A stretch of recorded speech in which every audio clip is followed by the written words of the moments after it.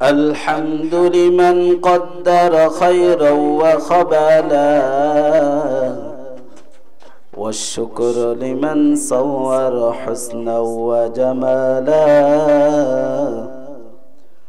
والشكر لمن صور حسنا وجمالا فرد صمد عن صفة الخلق بريء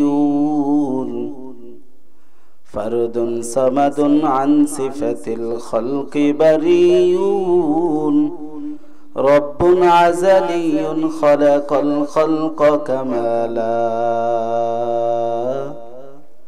رب عزلي خلق الخلق كمالا لا زد ولا ند ولا حد لمولاه الآن كما كان ولم يلق زوالا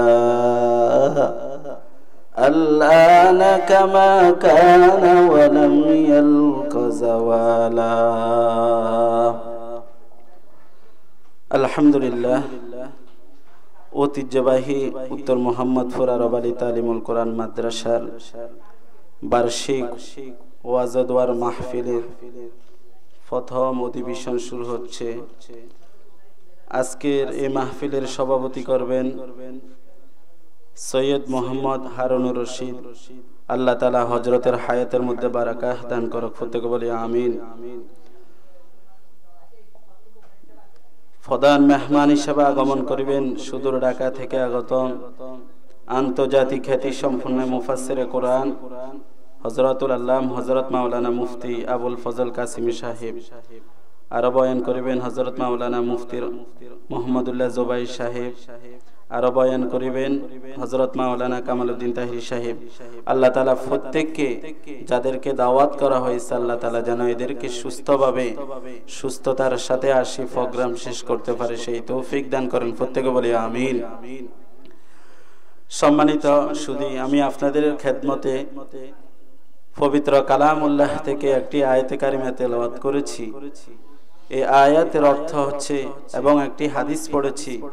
তেলাওয়াতকৃত আয়াত এবং হাদিসকে আমি আমার সামনে রেখে অল্প সময় কিছু কথা বলার হিম্মত করেছি। আল্লাহ যদি কবুল করেন তাহলে বলনেওয়ালা শুননেওয়ালা সবাইকে আমল করার তৌফিক দান করেন, প্রত্যেকে বলি আমিন।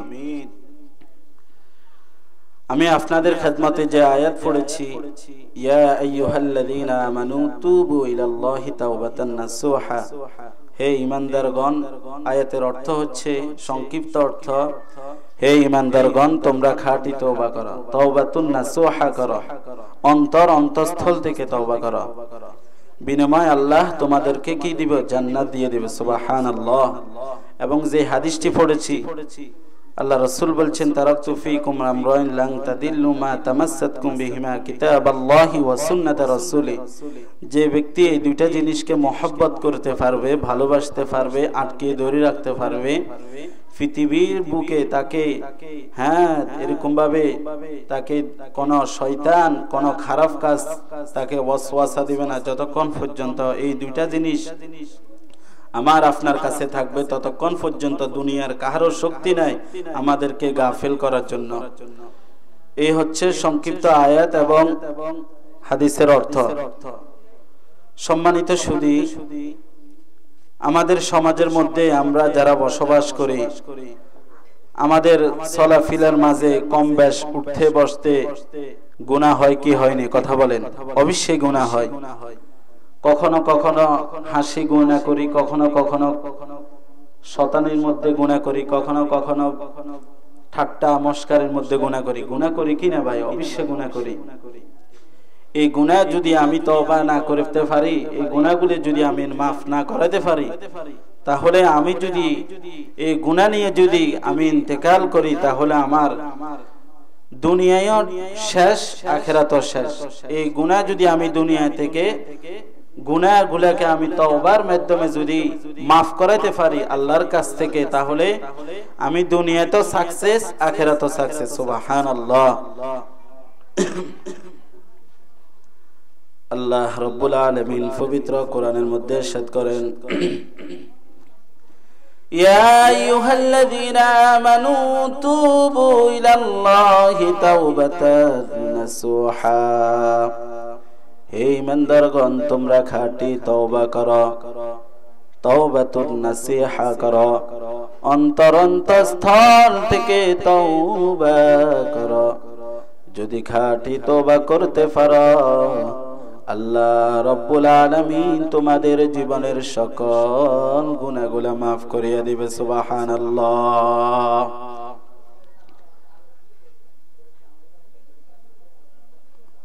রে মুসলমান যুবক ভাইরা আমার, ও মা ফদ্দারা ডালের মা, আমি যদি খাঁটি তওবা করতে পারি, অন্তরস্থল থেকে তওবা করতে পারি, আল্লাহ রাব্বুল আলামিন বিনিময়ে আমাকে জান্নাতুল ফিরদাউস নসিব করিবেন। সুবহানাল্লাহ। খাঁটি তওবা করার জন্য 7টা বিষয় সমষ্টি, 7টা বিষয় আমার আপনার মধ্যে থাকতে হবে। 1 নম্বর হচ্ছে আমার জবান দ্বারা ইস্তেগফার করতে হবে। কি করতে হবে বলেন? ইস্তেগফার। ইস্তেগফারের আমল যদি আমি করতে পারি, তাহলে আমার আপনার গুনাহ আমার দ্বারা আপনার দ্বারা আর হবে না।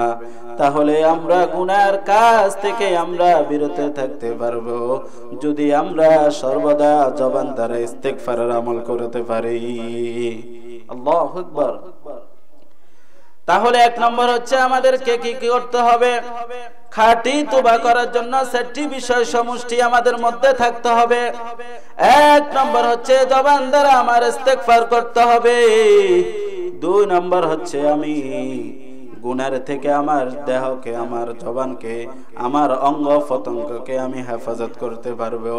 3 নম্বর হচ্ছে আমি যে বিষয় তওবা করব, ওই বিষয় নিয়ে আমি আর কোনোদিন গুনাহ করব না।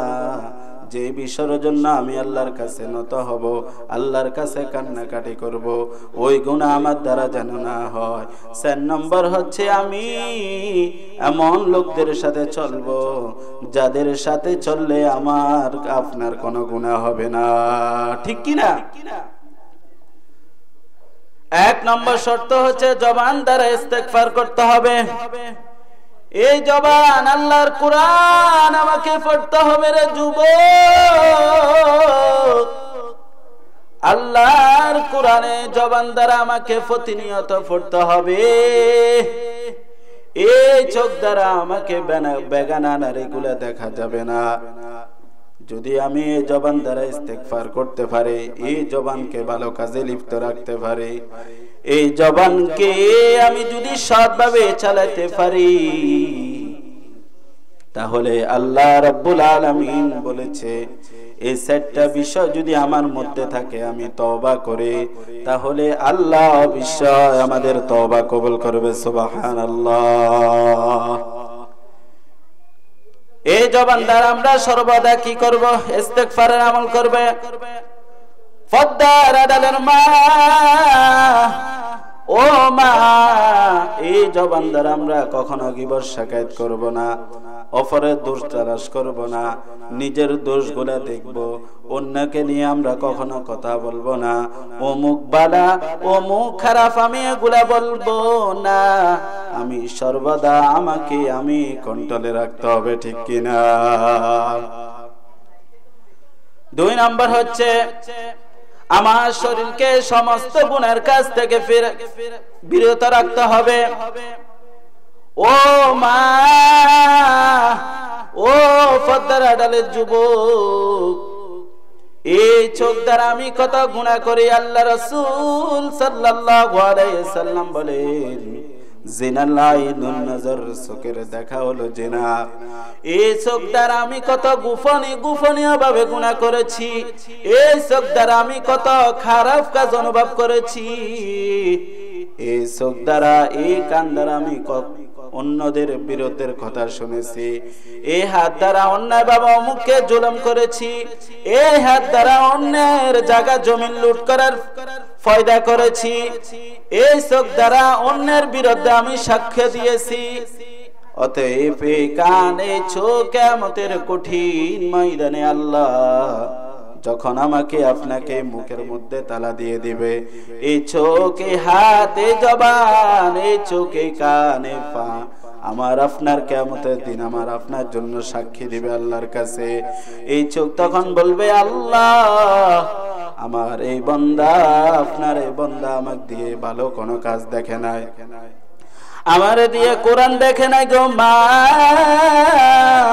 আমারে দিয়ে খারাপ খারাপ গান নাচের ভিডিও দেখেছে, আমাকে দিয়ে নাচ গান অনুষ্ঠানে গিয়েছে, কোরআনের তাফসীর হয়েছে রে মা, ওই কোরআনের ময়দানে আসে নাই, অনর্থক দোকানে বাজারে বসে বসে গল্প করেছে, অনর্থক অন্যের বিরুদ্ধে কথা বলছে, আমাকে উপরে ভর দিয়ে অন্যের বাড়ি চুরি করার জন্য গিয়েছে, আমাকে উপরে ভর দিয়ে অমুকের জিনিস চুরি করার জন্য গিয়েছে।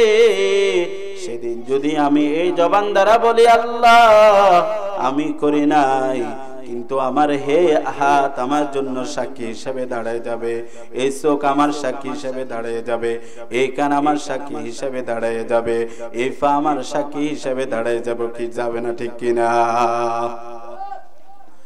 তাহলে এক নম্বর হচ্ছে জবান দ্বারা ইস্তেগফার করতে হবে মা। 2 নম্বর হচ্ছে আমার শরীরকে আমি সমস্ত গুনার কাছ থেকে হেফাজত করে রাখবো। পর্দার আড়ালের মা, আজকে আমার বোন কিভাবে বাহিরে যায়, ও মা আপনি একটু খেয়াল করেন, আমার বোন যে রাস্তা দিয়ে চলে, আমার বোনের গাত কি জামা আছে, আমার বোনের গায়ে কি কোনো ভালো একটা ইসলামী কোনো একটা পোশাক আছে কিনা একটু দেখেন। ওই সন্তান কিয়ামতের ময়দানে আপনার জন্য আল্লাহর দরবারে নালিশ দিবে গো মা। যদি সন্তানকে ইহদিনাস সিরাতাল মুস্তাকিমের পথে চালাতে পারেন, তাহলে এই সন্তান কিয়ামতের কঠিন ময়দানে আপনাকে তালাশ করবে। আর যদি এই সন্তানকে যদি দুনিয়াবি নাচ গানের মধ্যে লিপ্ত করেন, এই সন্তান বলবে আল্লাহ আমাকে জাহান্নামে দেওয়ার আগে আমার মাকে দাও। কারণ আমার মা জেনেছে শুনেছে উত্তর মোহাম্মদপুর আরব আলী তালিমুল মাদ্রাসার বয়ানের মধ্যে হয়েছে, আমার মা শোনার পরও কেন আমাকে দ্বীনি শিক্ষা দেয় নাই, কেন আমাকে ইসলামের মধ্যে প্রবেশ করায় নাই, কেন আমাকে নবীর তরিকা অনুযায়ী জীবন যাপন করায় নাই। আজকে আল্লাহ আপনি আমাকে জাহান্নামে দেওয়ার আগে আমার মা বাবাকে আপনি জাহান্নামের মধ্যে নিয়ে যান, নাউজুবিল্লাহ, ঠিক কিনা? আমার মায়েরা, আমার বোন কিভাবে চলতেছে, আমার যুবক ভাইরা কিভাবে চলতেছে, এগুলা নিয়ে একটু খোঁজ করেন, দেখেন সময় এখনো আছে, গুনাহ হয়ে যাচ্ছে। মা আপনি হয়তো মনে করছেন আপনার জি এটা যমুনার সাথে মিলেছে না, মা এটা আপনার ভুল ধারণা। আল্লাহ কি বলছে, রাসূল কি বলেছে, সেই কথাগুলোর দিকে খেয়াল করতে হবে।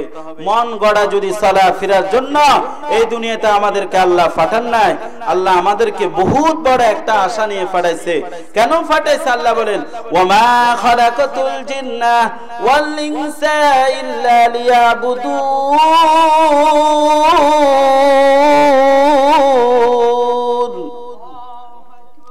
আল্লাহ রাব্বুল আলামিন বলেন কোরআন মাজিদে, আল্লাহ বলেন ওয়ামা খালাকাতুল জিন্না, জিন এবং ইনসান জাতি, ওয়াল জিন্না ওয়াল ইনসা, জিন এবং ইনসান জাতিকে আমি আল্লাহ সৃষ্টি করেছি ইল্লা, তবে আমার ইবাদত করার জন্য, অন্য কারো ইবাদত করার জন্য নয়, অন্য কোন আদর্শ পালন করার জন্য নয়, অন্য কারো সংস্কৃতি দেখে নিজে অনুসরণ করবে, এটার জন্য আমি তাকে দুনিয়াতে পাঠাই নাই। আমি দুনিয়াতে পাঠাইছি একমাত্র কেবলমাত্র আমি আল্লাহর ইবাদত করার জন্য, ঠিক কিনা? এক নম্বর হচ্ছে জবান দ্বারা ইস্তেগফার করতে হবে। 2 নম্বর হচ্ছে আমাকে আমার শরীরের অঙ্গ প্রত্যঙ্গকে হেফাজত করতে হবে। 3 নম্বর হচ্ছে আমি যে বিষয় তওবা করব আল্লাহর কাছে ওই গুনাহ যেন আমি কখনো না করি। আমি যে বিষয় তওবা করব আল্লাহর কাছে, হ্যাঁ আমি জিনের কাজ করে ফেলেছি, জানি করেছি অজানা করেছি, আল্লাহর কাছে আমি গুনাহগুলা সামনে এনে নামাজের মাধ্যমে আমি আল্লাহর পায়ে সিজদায় পড়ে আল্লাহর কাছে কান্না করব, আল্লাহ তুমি আমার জীবনের সকল গুনাহ maaf করে দাও, আমি অনেক গুনাহ করে ফেলেছি, আমি অমুকের জায়গা জোর করে খেয়ে ফেলেছি, অন্যায়ভাবে অমুককে সাক্ষী দিয়ে আমি হ্যাঁ এরকম ভাবে তাকে কাস্টে করে দাঁড়া করেছি, হ্যাঁ অন্যের ভাবে আমি তার জন্য তার উপরে জুলুম করেছি, তার অন্যায় করে না তারপর আমি তাকে সাক্ষী দিয়ে তাকে আমি অন্যায়ের কাস্টে দাঁড়া করেছি। এই সমস্ত বিষয় আমি যখন ভোরবেলা শেষ রাত্রে উঠে আল্লাহর কাছে তাহাজ্জুদ পড়ব, আল্লাহর কাছে মুনাজারা করব, কান্না করব, অতীতের গুনাহ যেগুলো আমি করে ফেলেছি এই গুনাহগুলো যদি আমি চোখের সামনে বাসায়া মুনাজাতের মধ্যে যদি দুই ফোঁটা চোখের পানি ফেলতে পারি, তাহলে আল্লাহ বলছে ওয়াতুবু ইলাল্লাহি তাওবাতান নাসুহা, যদি তুমি খাঁটি তওবা করো ইউবাদদিলুল্লাহু সাইয়্যাতিহিম হাসানাত, তোমার সকল গুনাহ আমি আল্লাহ নেক দ্বারা পরিবর্তন করে দিব। সুবহানাল্লাহ। 4 নম্বর হচ্ছে আমি এমন লোকদের সাথে চলাফেরা করব গো মা, এমন লোকদের সাথে উঠা বসা করব যাদের সাথে চললে আমার কোনো গুনাহ হবে না, আমি কোনো খারাপ কাজের দিকে যাইতে পারবো না, যাদের কারণে আমি আল্লাহকে চিনবো, আল্লাহ রাসূলকে চিনবো, হাসর জান্নাত জাহান্নামের বয়ান শুনবো, তাদের সাথে আমার সম্পর্ককে বাড়াইতে হবে গো মা। পদ্মার আড়ালের ও আমার মা, যদি আপনি আলেম হইতে পারেন না, আপনার সন্তানকে আলেম বানান, সন্তান যদি আলেম না হইতে পারে আপনার নাতিনদেরকে বানান, আপনার যদি নাতিকে না বানাইতে পারেন আপনি ওসিয়ত করে যান তাদেরকে যে তাদের ফজরমে যারা দুনিয়াতে আসবে তাদেরকে যেন আলেমদের সাথে সম্পর্ক লাগায়। এই 4টা বিষয় যদি আমি এক খাঁটি মতে এই 4টা সমষ্টি বিষয়কে যদি আমি একসাথে করি তওবা করি, তাহলে আল্লাহ তাআলা আমার জীবনের সকল গুনাহগুলো maaf করিয়া দিবে, ঠিক কি না? আল্লাহর হাবিব পয়গম্বর আলাইহিস সালাতু ওয়াস সালাম বলেন তারাকতু ফিকুম আমরাইন লান তাদিল্লু মা তামাসসাকতুম বিহিমা কিতাবাল্লাহি ওয়া সুন্নাত রাসূলিহি। এই সমস্ত কাজ করার জন্য আমাদেরকে 2টা জিনিসকে মহব্বত করতে হবে। কয়টা জিনিস বলেন? 2টা জিনিস। একটা হচ্ছে কিতাব আল্লাহ আর একটা হচ্ছে ওয়া সুন্নাত রাসূলি। একটা হচ্ছে আল্লাহর কিতাব আর একটা হচ্ছে নবীর সুন্নাহ। এই 2টা জিনিসকে যদি আমি আটকিয়ে ধরতে পারি গো মা, তাহলে আমি দুনিয়াতে শান্তি পাবো, আখিরাতে তো শান্তি পাইবে। এই 2টা জিনিসকে আমাদেরকে কি করতে হবে? মহব্বত করতে হবে। এই 2টা জিনিস কোথায় থাকে তাদেরকে তালাশ করে নিতে হবে। এই 2টা জিনিস কোন বাগানে ফুটে ওই বাগানের আমরা তালাশ করে নিতে হবে। এই 2টা জিনিস একমাত্র আপনাদের এই এলাকার মধ্যে উত্তর মোহাম্মদপুর আরব আলী তালিমুল কোরআন মাদ্রাসা হয় কি হয় না বলেন মা? এই মাদ্রাসায় কোরআন শিক্ষা দেওয়া হয়। এই মাদ্রাসায় নবীর সুন্নাহ কিভাবে আদায় করা হয় তার বয়ানের মাধ্যমে দেখানো হয় গো মা। এই মাদ্রাসায় কিভাবে অন্যের হক জুলুমি করে খায় এটা শিক্ষা দেয় না মা। সুদ কিভাবে খায় মাদ্রাসা শিক্ষা দেওয়া হয় না। অনর্থক গল্প করা, অনর্থক কথা বলা মাদ্রাসা শিক্ষা দেয় না রে মা। এই মাদ্রাসায় 2টা জিনিস শিক্ষা দেয়, কিতাব আল্লাহি ওয়া সুন্নাত রাসূলি। এই 2টা জিনিস এই মাদ্রাসা শিক্ষা দেয় গো মা। এই মাদ্রাসা আপনাদের মাদ্রাসা, এই মাদ্রাসাকে মহব্বত করিবেন গো মা। এই মাদ্রাসার খোঁজ খবর নেবেন গো মা। এটা আল্লাহ আপনাদের কাছে আমানত রেখেছে।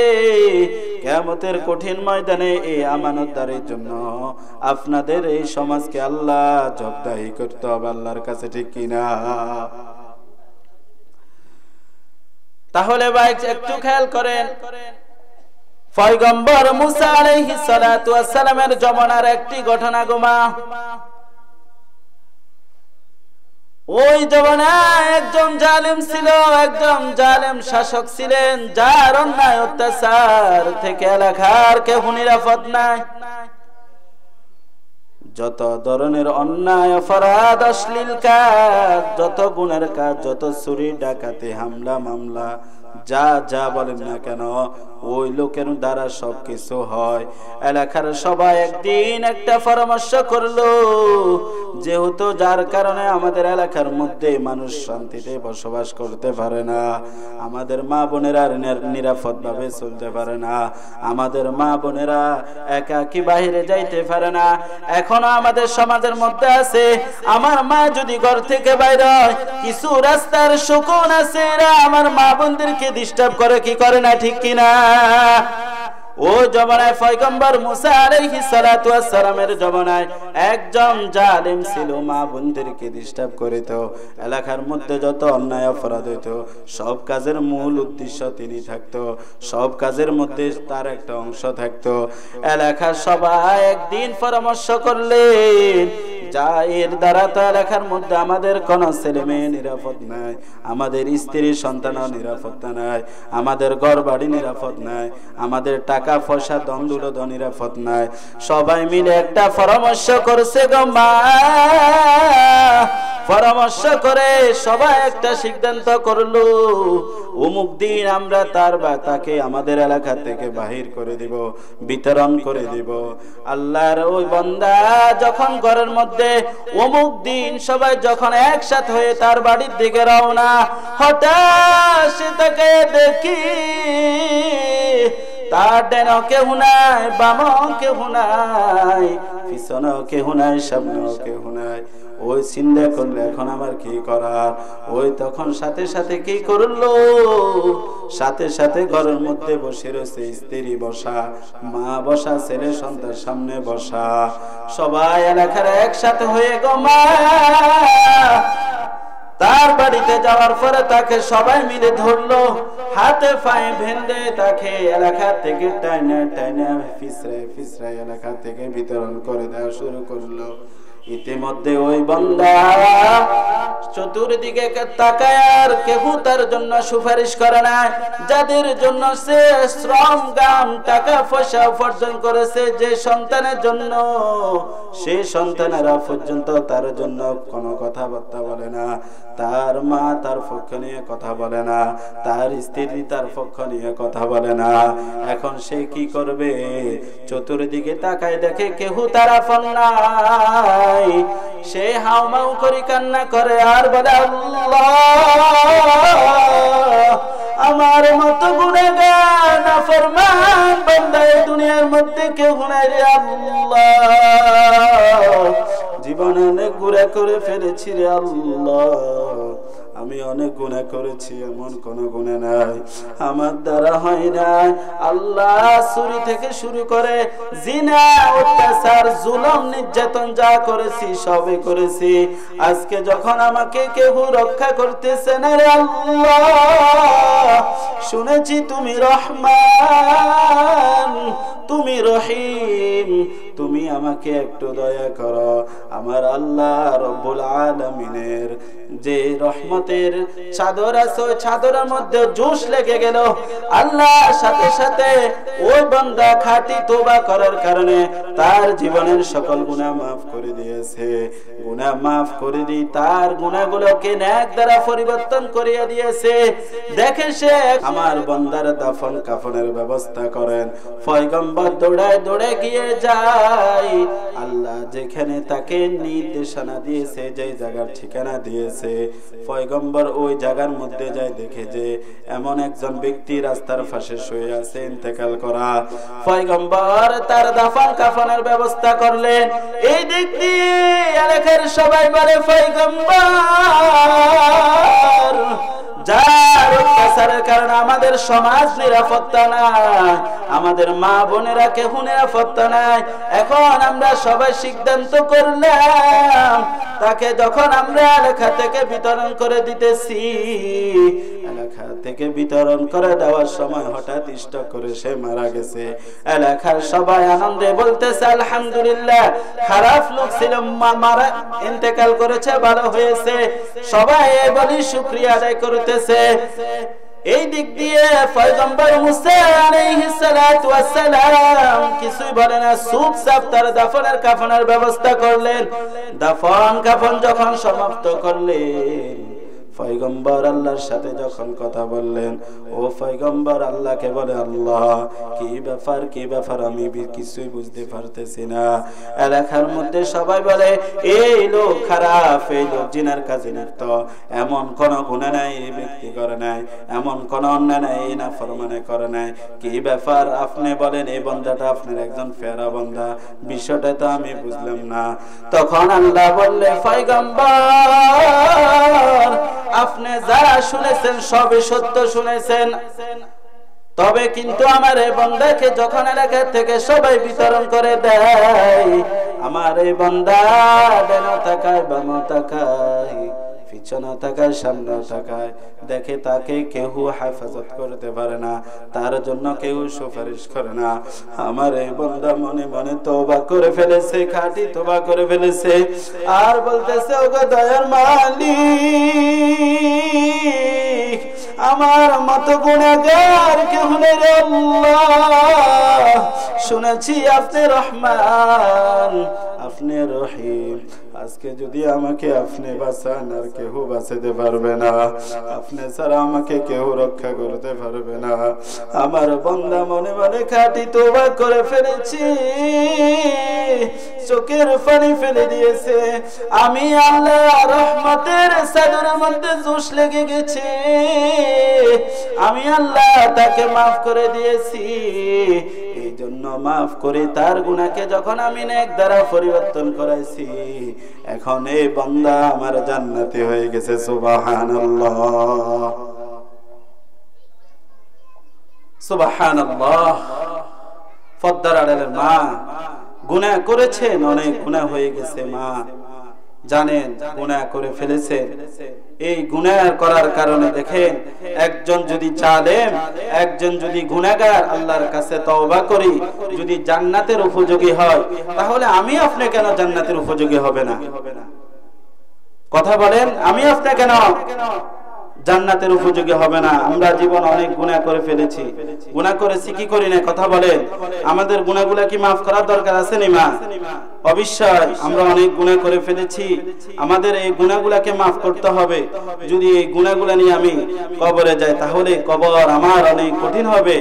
চিন্তা করে দেখো না কবরে কি যাইবা না, চিন্তা করে দেখো না কবরে কি যাইবা না। যেই কবরে আল্লাহ ছাড়া বন্ধু কেহ থাকবে না, চিন্তা করে দেখো না কবরে কি যাইবা না, চিন্তা করে দেখো না কবরে কি যাইবা না। যেই কবরে আল্লাহ ছাড়া বন্ধু কেহ থাকবে না, চিন্তা করে দেখো না কবরে কি যাইবা না। এই দুনিয়া সবই পর, কবরে যে তোর আসল ঘর, এই দুনিয়া সবে পর, কবরে যে তোর আসল ঘর। কেমনে সেটাই থাকবি পড়ে, শুধু মাটির বিছানা, কেমনে সেটাই থাকবি পড়ে, শুধু মাটির বিছানা। চিন্তা করে দেখো না কবরে কি যাইবে না। কবরে যাওয়া লাগবে কি যাবে না মা? চিন্তা করে দেখো না কবরে কি যাইবে না। আজান কানে শুনিয়া কেমনে থাকো বসিয়া, আজান কানে শুনিয়া কেমনে থাকো বসিয়া, আজান কানে শুনিয়া কেমনে থাকো বসিয়া। কবর আযাবের কথা একটু স্মরণ করো না, কবর আযাবের কথা একটু স্মরণ করো না।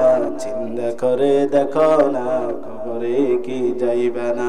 যেই কবরে আল্লাহ ছাড়া বন্ধু কেউ থাকবে না, চিন্তা করে দেখো না কবরে কি যাইবে না। এই দুনিয়া ছাড়িয়া কোথায় যাইবা ভাগিয়া, এই দুনিয়ায় ছাড়িয়া কোথায় যাইবা ভাগিয়া, মরণ তোমায় লইবে ঘিরে যতই কর বাহানা, মরণ তোমায় লইবে ঘিরে যতই কর বাহানা, চিন্তা করে দেখো না কবরে কি যাইবা না, চিন্তা করে দেখো না কবরে কি যাইবা না। ওই কবর কত কঠিন, ওই কবর কত কঠিন রে মা, যে কবরের ডানা মাটি বামো মাটি উপর মাটি নিচ মাটি, যদি আল্লাহ সাথে দুনিয়া থেকে আপনি সম্পর্ক করে যাইতে পারেন রে মা, ওই কবরটা হবে আপনার জান্নাতের বাগান।